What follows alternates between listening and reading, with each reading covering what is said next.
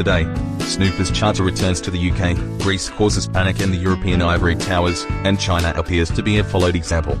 Your host is Rick Falfinger, and this is Liberties Report. This report is presented by Private Internet Access. Good evening and welcome to Liberties Report Week 4. The so-called Snooper's Charter is being revived in Britain.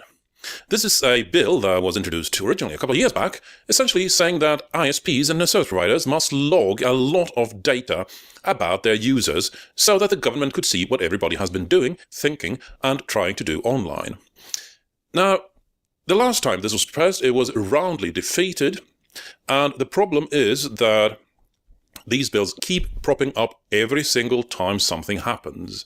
We can see from news mid-2013 that senior MPs said on the record that the Snooper's Charter has no single chance of passing, and yet it has been reintroduced in a hurry following the Charlie Hebdo attacks, and may just come to pass in these hours.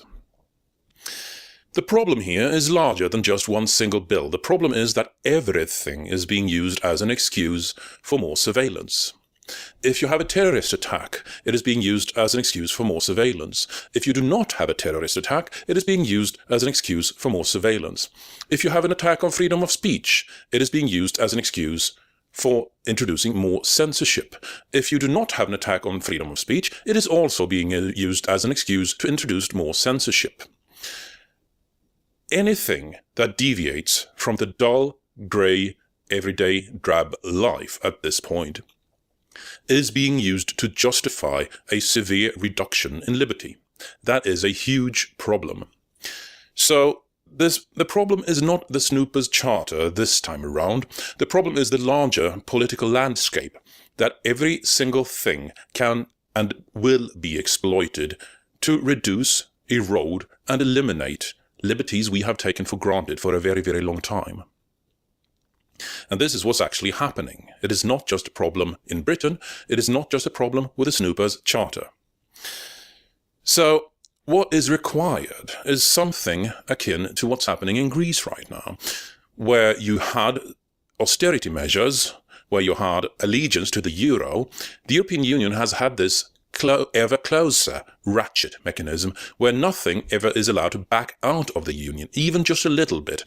Everything is being supposed to tie closer together and ever closer together in some sort of ratchet mechanism. That's why it's a shock to the European establishment now that Syriza won in Greece, who are promising more or less to just default on the loans, not pay back the loans to the Eurozone. That might mean a dramatic fall from grace in terms of leaving the Eurozone, and at this point Greece doesn't care anymore. It is this kind of majority support for a different line in policymaking that appears to be required, and we are not there yet. We are far from there. Since Snowden revealed what is really going on, essentially the NSA is now collecting 9 orders of magnitude more data than the NSA ever did. People still do not care. People still do not care. And as long as people do not care, as long as politicians are not losing their job over this, the surveillance will continue, and it will continue to ratchet up in scope, in intensity, and in intrusion. Things might get much worse before they get any better. If we want a crystal ball on this, we can look at China. In around the turn of the century, people were absolutely horrified that the Chinese had put up a firewall to the outside world where they actually actively censored the internet. They were deciding what their citizens were able to see and what they were not able to see. They were deciding what their citizens were able to think and communicate and talk about, and not able to think, communicate, or talk about. It took a couple of years before the copyright industry and Bono of U2 famously said, if they can do this in China, why can't we do it here as well? Thinking in terms of the copyright industry and censoring the unlicensed manufacturing of music and movies. At that point, Bono of U2 actually advocated censorship. It took a mere couple of years until Western governments caught on, and now we do have censorship of single sites. And quite a lot of people advocating that this censorship should be expanded in scope. China is now starting to crack down on encrypted communications, not just outlawing them like the UK did, but actually cracking down on them, filtering them, preventing them. The latest is that they are cracking down on VPN connections, so if you want a crystal ball, expect that to come here in maybe 5 years or so. Here, meaning the Western world. So far, things will get worse before they get better.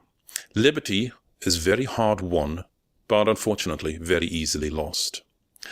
And it's up to us to create that majority support to help win liberty back, to make politicians lose their job over eroding liberty. And until that happens, our children do not have the rights our parents had in their analog world. The so-called analog equivalent rights are not carrying over to the digital world, and that is a huge failure of our generation. I'm Rick Falkfinger, and this is Liberties Report. Visit our sponsor, Private Internet Access. Good night. This report is presented by Private Internet Access. Liberties Report is produced using exclusively free software.